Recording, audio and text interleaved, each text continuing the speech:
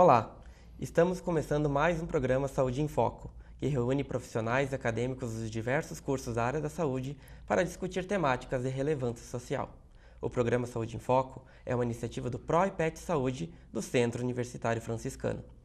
E hoje, seguindo nas comemorações do mês do homem, o Novembro Azul, vamos abordar a questão da hipertensão arterial sistêmica.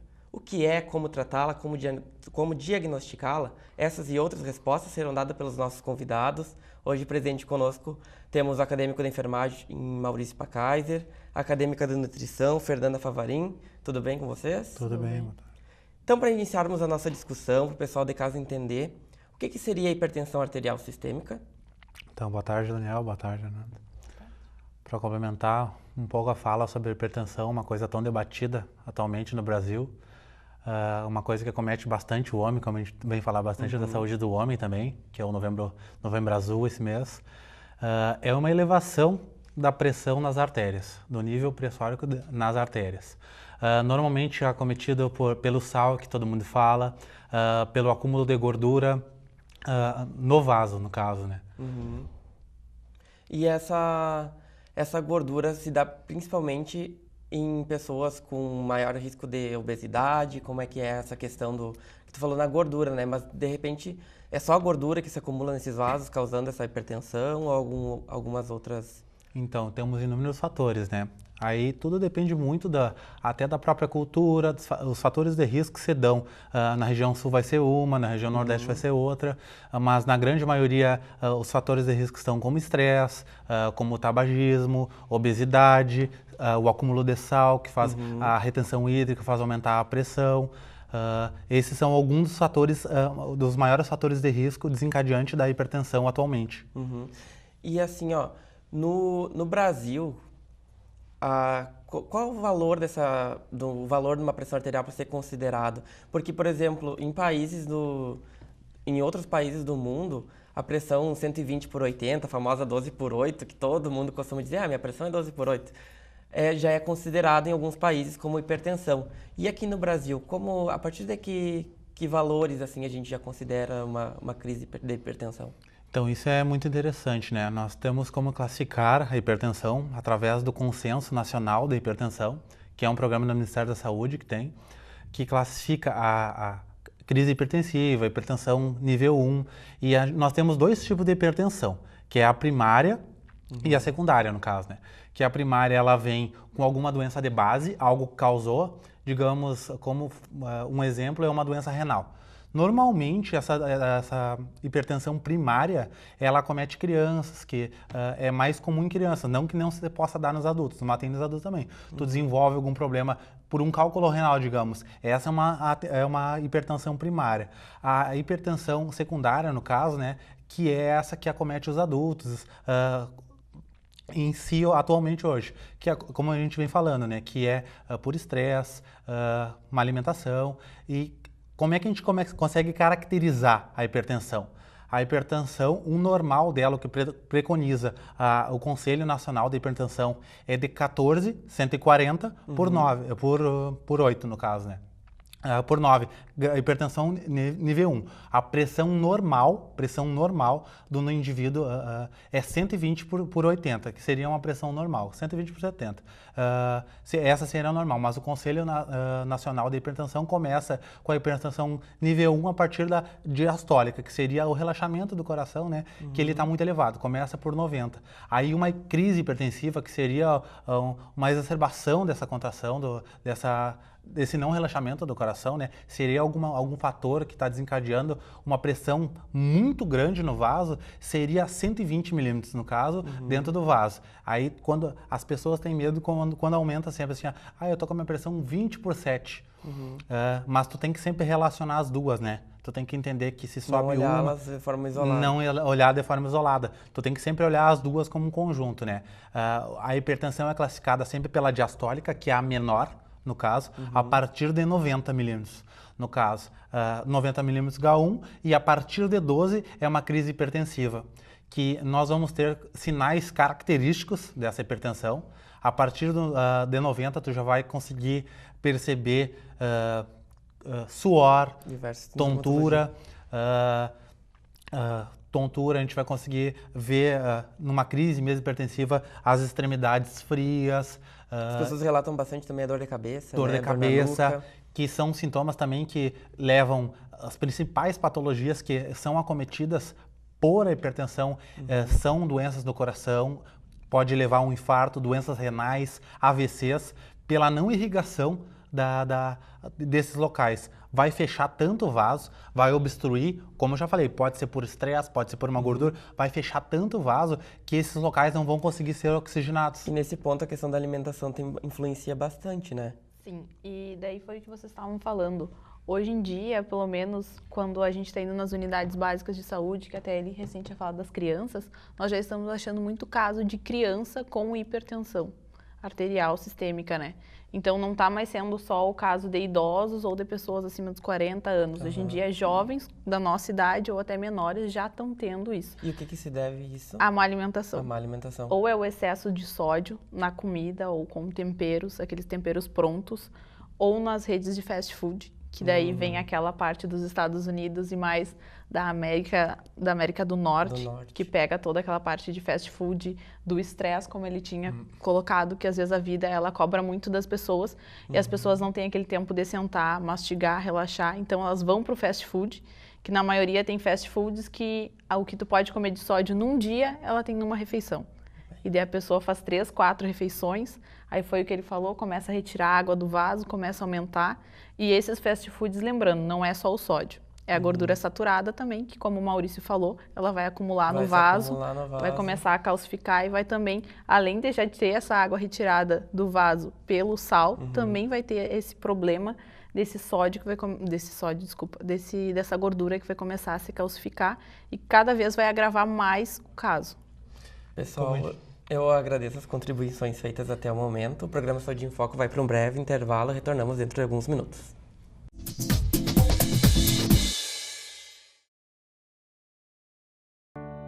Já parou para pensar nas possibilidades que existem?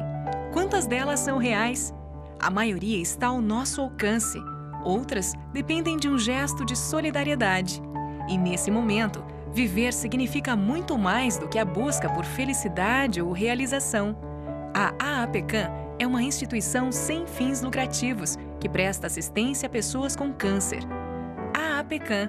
Nós acreditamos na vida. Sonho.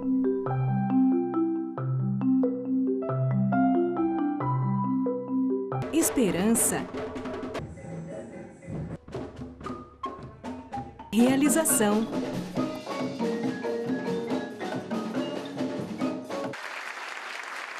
Cuíca, promovendo inclusão social através da música, transformando sonhos em realidade. Oi, você já me conhece, eu sou a Clara. Já imaginou chegar na faculdade morrendo de sede e não ter água para beber? Ou chegar em casa louco por um banho e não poder tomar? Aposto que não seria legal. Água, para não acabar, devemos poupar. Pedrinho é uma criança especial, que enfrenta dificuldades diariamente. Para passar por tudo isso, conta com seus fiéis amiguinhos escudeiros, que o ajudam a vencer cada obstáculo. Sem eles, Pedrinho nunca conseguiria enfrentar o temível dragão, que impede que todos levem uma vida feliz no castelo. Para quem enfrenta um dragão por dia, uma mão amiga sempre é bem-vinda. Por isso, Pedrinho precisa da sua ajuda também. Contribua com a Escola Antônio Francisco Lisboa e transforme a vida de vários Pedrinhos.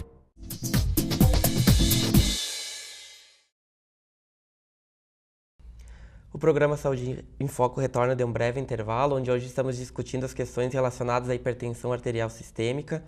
Pessoal, a gente discutiu bastante no bloco anterior, né? A sintomatologia, alguns sinais, né, que a pessoa desenvolve quando tem uma hipertensão.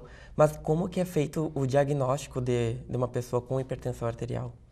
Então, o diagnóstico dessa doença, que acomete tanta gente no Brasil e no mundo, né, como a gente já havia falado, principalmente pelos hábitos alimentares, estilo de vida, é feito basicamente clinicamente. É básico, diagnóstico por sinais e sintomas, no caso, né? Tem alguns exames específicos, mas tudo vai variar dependendo da clínica do paciente. Esse diagnóstico é um diagnóstico médico, onde o médico, no caso, vai avaliar e vai fazer esse diagnóstico a partir dos sinais e da clínica que o paciente vem apresentando. Então, cada tratamento é um tratamento específico para a doença. Então, tu vai tratar de acordo com os sinais e os sintomas da clínica da pessoa que for procurar o serviço, no caso, né? Pode ser por placa de gordura, pode ser por acúmulo de sal, ingesta de sal, pode ser por sedentarismo, entre outros fatores, como a gente falou. E a questão alimentar acaba influenciando diretamente, né, nessa parte do tratamento, né? Do tratamento também. Tanto que dependendo dependendo de como está o teu estado clínico, só com a alimentação nós já conseguimos reduzir a tua pressão, nós já conseguimos que a tua pressão normalize e também nós conseguimos que a pessoa pare de tomar medicamentos, só se a gente conseguir, como que eu posso dizer, tirar o sódio, tirar a gordura em excesso, daí encaminhar a pessoa para um educador físico, para ela fazer atividade física. Digamos, só com a nutrição e com alguns outros cursos, nós já conseguimos retirar o medicamento de uma pessoa para que ela consiga, só se cuidando, ela vai conseguir manter a pressão dela normalmente, sem o uso de medicamentos. Dependendo do caso, nós conseguimos fazer isso. E daí se faz necessário também um acompanhamento, né? Que pode ser feito a verificação da pressão arterial diariamente, de repente, não sei, o que vocês acham nas unidades ou em casa? Com certeza, é tão difícil esse acompanhamento, né? Essa educação em saúde que a gente quer, porque a gente lida com um povo, com uma certa clientela, vamos dizer assim, que às vezes não entende o que a gente quer explicar. E normalmente você passa uma terminologia científica que menos ainda eles vão entender. Tu vai tentar conversar com uma pessoa que às vezes não sabe ler, tu querer falar alguma coisa, tu tem que tentar explicar de forma que ele entenda. Como nós estávamos conversando antes também, até antes de começar o programa, a gente relatou tu vai e explica para a pessoa que ela tem que tomar o remédio. Aí chega o verão, ela vê que ela começa a melhorar por causa do calor, vai dilatar os vasos dela, ela para de tomar medicação porque melhorou. Só que o tratamento dela deve ser contínuo devido à patologia dela, dependendo do que ela tem, como é que ela tem que evoluir, né? Sem contar também, que a gente não falou também, agora eu estava lembrando, pensando aqui, que tem muito fator hereditário, né? Sim. Fator de origem genética que a gente não... Então, essas pessoas são mais predisponíveis a desenvolver essa doença ainda, né? Então, cada vez mais, tu tem que...